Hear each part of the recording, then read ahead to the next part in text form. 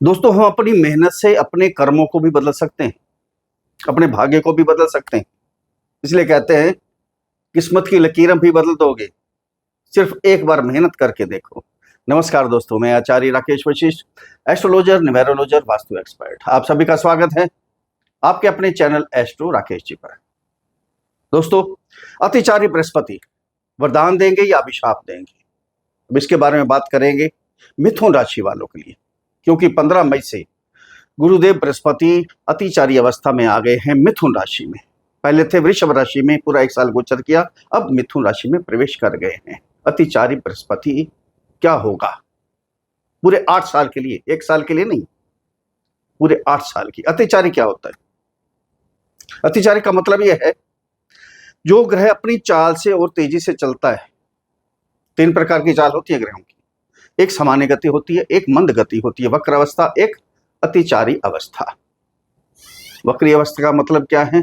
जो ग्रह अपनी जो राशि पार करनी है, 30 डिग्री पार करनी है, जैसे गुरुदेव हैं, 30 डिग्री को पार करने के लिए गुरुदेव को पूरा 1 साल लगता है। अगर उससे 1.25 साल या 1.5 साल लगे तो समझ लीजिए वो वक्री अवस्था में चले हैं।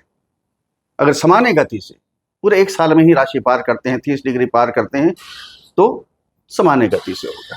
फिर अगर वही गुरुदेव उस राशि को पार करने के लिए, जो कि 1 साल में पार करनी है, 4 या 5 महीने लगाते हैं, तो समझिए वो अतिचारी अवस्था में, यानी डबल स्पीड से चल रहे हैं, डबल या ट्रिपल स्पीड से वो चल रहे हैं।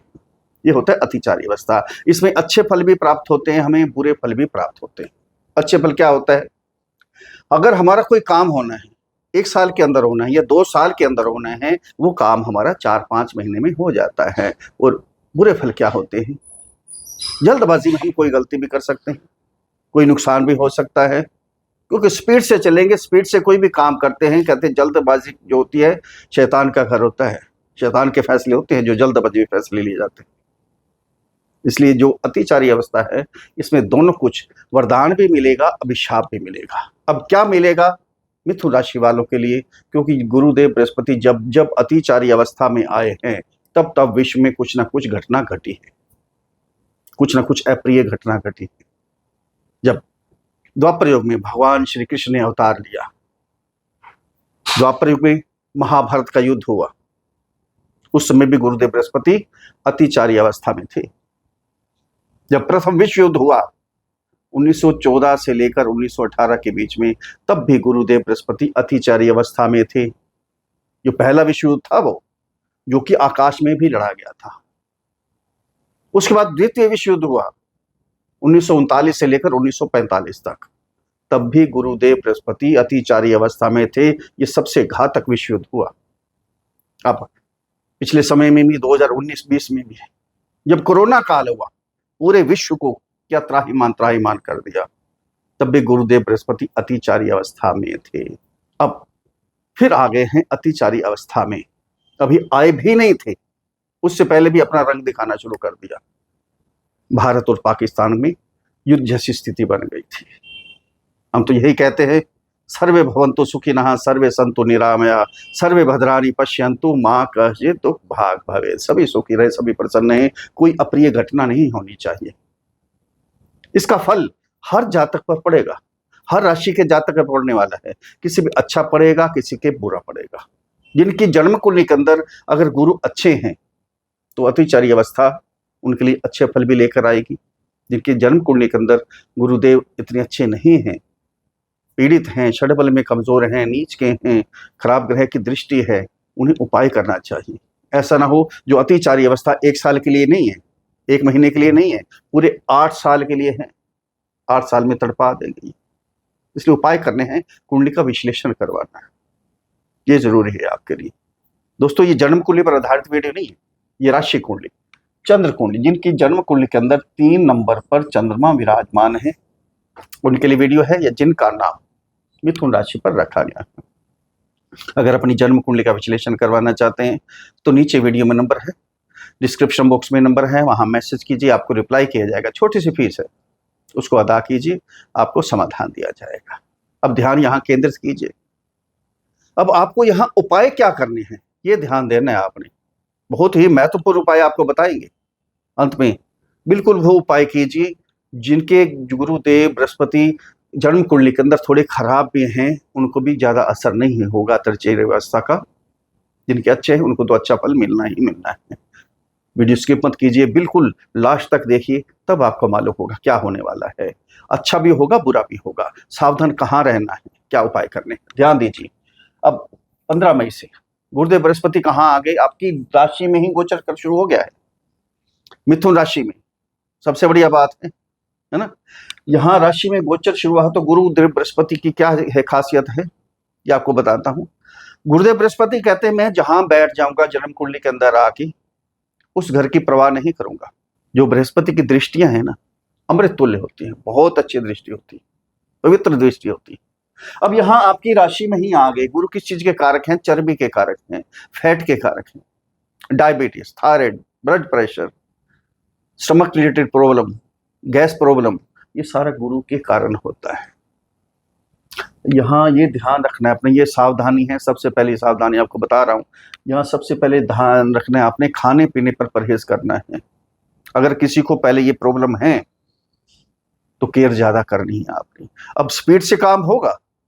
जो बीमारी 1 साल में लगनी चाहिए थी, वो बीमारी 3, 4, 5 महीने में ऐसे उभर कर बाहर आएगी। यहाँ बहुत परहेज करना है आपने, बहुत सावधान रहना है। खाने पीने पर कहीं जाना है, यात्रा पर, ट्रैवलिंग पे जाना है, केयर कीजिए। कुछ खाने पीने पर ध्यान रखना है, उत्तेजित नहीं होना, यह ध्यान रखना है। टेंशन नहीं लेके आनी। ये सारी जो प्रॉब्लम होती, सारी जो बीमारियां हैं, टेंशन की बीमारियां हैं। टेंशन ज्यादा सोचना नहीं है आपने, ये ध्यान रखना है। भगवान का नाम ले, उपाय भी आपको बताएंगे।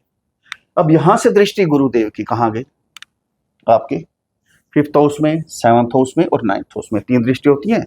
5, 7 और 9, 3 दृष्टियां हैं। ये जाएंगे 15 मई से लेकर 18 अक्टूबर के लिए, बता रहा हूं मैं आपको पहले, इसके बाद आगे बताया जाएगा। यहां पहली दृष्टि आपकी गई गुरुदेव की आपके 5th हाउस में, शिक्षा। 5वां घर क्या है, शिक्षा का है, संतान का है, लव रिलेशन वाले का। हमारा मन भी है ये 5वां घर। हमारा मन क्या चाहता है, हमारी इच्छाएं क्या हैं, इच्छाएं यहां से उठती हैं, यहां पूर्ण होती हैं एकादश भाव में। हमारे इष्ट वो भी 5वें घर से पता चलता है। यहां शिक्षा उत्तम हो जाएगी। अगर आपका मन नहीं लग रहा था शिक्षा में, पढ़ने का दिल नहीं कर रहा था, आप समझ रहे थे कि ये पढ़ने का कोई फायदा नहीं है, सब्जेक्ट चेंज कर लूं, कॉलेज चेंज कर लूं, ये अब कर सकते हैं। ध्यान दीजिए, अब आपका ध्यान केंद्रित हो जाएगा एक तरफ। अगर कोई विदेशों में भी शिक्षा ग्रहण करना चाहते हैं, ये समय है उनके लिए। 15 मई से लेकर 18 अक्टूबर के बीच में ये कर सकते हैं। यहाँ लव रिलेशन वालों के लिए भी एक दूसरे को समझाएंगे, गुरु ज्ञान के कारक हैं, है ना।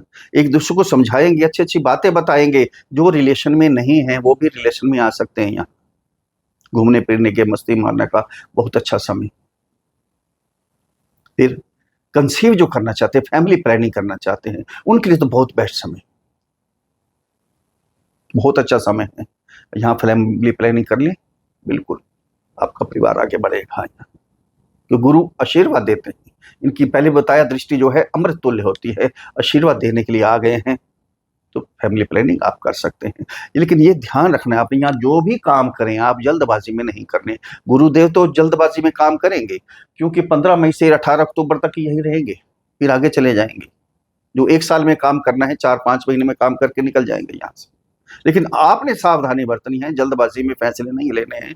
कोई भी काम करना है आराम से, इसी वे में करना है, सोच समझ के करना है। यहां से 7वीं दृष्टि आपके 7th हाउस में पड़ी। यहाँ के स्वामी गुरु हैं, अपनी राशि को देख रहे हैं, ध्यान रखना। पति पत्नी के संबंध यहाँ से देखे जाते हैं, विवाह यहाँ से देखा जाता है, पार्टनरशिप और बिजनेस। जिनकी शादी नहीं हो रही थी, योग तो बन रहे थे, इंडिकेशन दे रही थी आपकी जन्म कुंडली कि शादी के योग है, शादी का समय आ गया है, दशा भी आ गई है, लेकिन हो नहीं पा रही थी।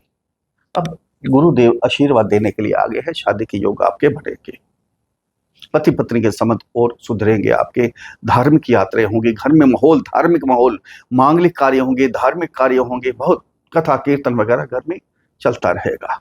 बहुत अच्छा माहौल बनने वाला है। बिजनेस दिन दुगनी रात चौगनी उन्नति करेगा। बिजनेस कोई एक्सपेरिमेंट करना चाहते हैं, एक्सपेरिमेंट भी कर सकते हैं। बहुत ही बेस्ट समय है। फिर पार्टनरशिप डीड अगर करना चाहते हैं तो सोच समझ के करनी है, ध्यान देना, जल्दबाजी में नहीं। अगर पूरे कागज आगे पीछे का पॉजिटिव नेगेटिव सब सोच के उसके बाद ही पार्टनरशिप कर सकते हैं। यहाँ 9वीं दृष्टि जाएगी आपके भाग्य स्थान पे, पिता का घर भी है। यहाँ लॉन्ग ट्रैवलिंग होगी आपकी, पिता से प्यार बढ़ेगा, पिता से आशीर्वाद मिलेगा। अगर आपके फादर कोई इन्वेस्ट करना चाहते हैं, ट्रेडिंग करना चाहते हैं, शेयर मार्केट में कोई काम करना चाहते हैं, कोई प्रॉपर्टी खरीदना चाहते हैं, यहाँ उनका भी काम होगा। आप भी अगर शेयर मार्केट में काम करते हैं, ट्रेडिंग वगैरह करते हैं, तो ये समय है आप कर सकते हैं, लेकिन फिर भी सोच समझ के, जल्दबाजी में नहीं। अब यहाँ तक तो रहेंगे 18 अक्टूबर तक। फिर इसके बाद क्या होगा? 18 अक्टूबर को चले जाएंगे आपके सेकंड हाउस में, धन स्थान पे चले जाएंगे। यहाँ जाएंगे सिर्फ 18 अक्टूबर से लेकर 5 दिसंबर तक, ध्यान देना, केवल 2 महीने के लिए जाएंगे। यहाँ जाएंगे तो क्या होगा? ये कुटुंब का स्थान है, गुरु ईगो लेके आते हैं, ज्ञान के कारक हैं, ध्यान देना इस बात का। वाणी का स्थान है, वाणी में ईगो नहीं झलकनी चाहिए। ऐसा ना हो कि आप कुछ बोलें, आपके कुटुंब का स्थान भी है, कुटुंब वाले, आपके परिवार वाले बुरा मान जाए। ऐसे ईगो नहीं लेकर आनी। सब कुछ देंगे, धन दौलत सब कुछ देंगे आपको, लेकिन ध्यान देना ईगो नहीं लेकर आनी। वाणी में थोड़ा सुधार करना है आपने। यहाँ जो पैसा, धन का सेविंग का स्थान है, पैसा, ये ध्यान रखना उल्टे सीधे कामों से पैसा ना आए, मेहनत से पैसा आए। आगे जो खर्च हो वो भी शुभ कामों में, अच्छे कामों में खर्च हो, ये ध्यान रखना है आपने। ये सावधानी बहुत जरूरी है, वाणी पे कंट्रोल करना है। यहाँ से दृष्टि जाएगी 6th हाउस में, रोग रिपु ऋण सभी समाप्त। यहाँ शत्रुहंता का भी काम करेंगे, जो आपके विरोध में लोग हैं वो दूर हो जाएंगे। लेकिन वाणी पे अगर कंट्रोल नहीं हुआ तो शत्रु और भी बन जाएंगे, ध्यान देना, ये ध्यान रखना। अगर कोई कर्जा लिया हुआ है, कर्जा उतर भी जाएगा आपका। अगर लेना चाहते हैं तो ले भी सकते हैं। अगर कोई शारीरिक कष्ट चल रहा था आपका, वो शारीरिक कष्ट भी दूर हो जाएगा। इसके बाद दृष्टि जाएगी आपके 8th हाउस में, अध्यात्म की तरफ आपका ध्यान लगेगा, मेडिटेशन करेंगे, भगवान की तरफ आप ध्यान लगाना शुरू कर देंगे। जो रिसर्च करना चाहते हैं मेडिकल साइड में, जो हैं, जो PhD कर रहे हैं, जो साइंटिस्ट हैं, उनके लिए बहुत अच्छा समय है ये। उसके बाद कैरियर पे यहाँ दृष्टि जाएगी। कैरियर को आगे बढ़ाने के लिए बहुत काम करेंगे आप। गुरु ज्ञान के कारक है, बड़े बड़े लोगों से संबंध सुधारेंगे, उनको बुलाएंगे, मीटिंग्स करेंगे, उनसे ज्ञान प्राप्त करेंगे कि कैरियर को कैसे आगे बढ़ाएं। ये आपके लिए बहुत अच्छा होने वाला है। केवल 2 महीने के लिए है, ध्यान देना।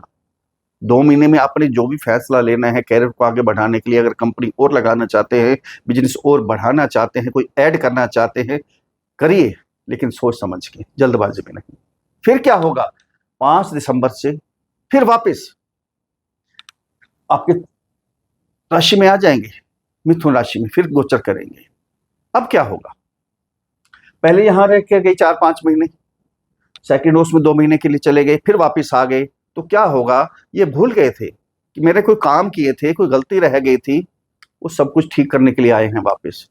अब 5 दिसंबर से लेकर 2 जून 2026 तक यहीं गोचर करेंगे। अब जो भी परेशानी यहाँ आई थी, शारीरिक कष्ट हुआ था आपको, कोई डायबिटीज वगैरह कुछ हुई थी, प्रॉब्लम हुई थी, वो सब अब ठीक करेंगे। अब खाने पीने पर परहेज करेंगे आप, अब उल्टे सीधे डिसीजन नहीं लेंगे, बिल्कुल एक लाइन में चलेंगे। शिक्षा में जो भटकाव बाई चांस हो गया था, आपने गलत सब्जेक्ट ले लिए थे, वो भी आप यहाँ चेंज कर सकते हैं। अगर थोड़ा सा मनमुटाव भी हो गया था लव रिलेशन वालों के लिए, वो भी ठीक होगा, और पति पत्नी के संबंध और सुधरेंगे। अगर आपने पार्टनरशिप डीड कर दी थी, गलत कर दी थी, फिर आपको बाद में ध्यान आया ये नहीं करनी चाहिए थी, पार्टनर नहीं बनाना था, यहाँ आकर फिर ये दोबारा पार्टनरशिप डीड किसी और से कर सकते हैं। बहुत बेस्ट होने वाला है यहाँ से फिर भाग्य को आगे बढ़ाने के लिए। अब डिसीजन बढ़िया लेंगे आप। अब ट्रेडिंग करनी है, बड़ी सोच समझ के करेंगे, इन्वेस्ट करना है, कुछ भी करना है, प्रॉपर्टी लेनी है, कंपनी आगे बढ़ानी है, यहाँ भाग्य पूरा लक आपका साथ देगा। यह है अतिचारी, बृहस्पति अतिचारी अवस्था में। अगर देखा जाए ना, अतिचारी अवस्था में मिथुन राशि के लिए बहुत उत्तम है, लेकिन सावधानी बहुत जरूरी है, इसलिए उपाय करना बहुत जरूरी है। अगर सावधान नहीं रहेंगे, जो अतिचारी अवस्था है, कुछ ना कुछ उल्टा सीधा काम करके जाएगी, आपको फायदे की जगह नुकसान होने के भी चांस लग रहे हैं। ये ध्यान देना है आपने, बहुत सोच समझ कर। अगर मेरे समझाने का तरीका आपको अच्छा लगा है तो चैनल को सब्सक्राइब करें, वीडियो को फॉलो करें, शेयर करें, लाइक करें, एक छोटा सा कमेंट्स लिखकर भेजें। जय श्री राम, हर हर महादेव। बड़ी प्रसन्नता होगी, लगेगा मिथुन राशि वालों ने आशीर्वाद दिया है। अब उपाय क्या करने हैं, विशेष उपाय आपको बताता हूं। सबसे पहले तो क्या करना है, मिट्टी का मटका कलश लीजिए, उसमें जल भरिए, उसको अपने ईशान कोण में घर में रख दीजिए। जब भी थोड़ा सा कम हो उसमें और भर दीजिएगा, ये हमेशा भरा रहना चाहिए। एक तांबे का लोटा लीजिए, उसके अंदर थोड़ा जल भरिए, हल्दी थोड़ी सी उसमें डालिए, पीले कपड़े से ढक कर अपने पूजा घर में वहां रख दीजिए परमानेंट। गुरुवार के दिन ये काम करने हैं दोनों अपने। ये काम करेंगे तो आपसे अचानक कोई गलती भी हो जाती है, कोई जल्दबाजी में फैसला ले भी लेते हैं, वो भी सारे ठीक हो जाएंगे आपके। आपका कल्याण हो। फिर मिलते हैं अगली वीडियो में, तब तक के लिए हर हर महादेव।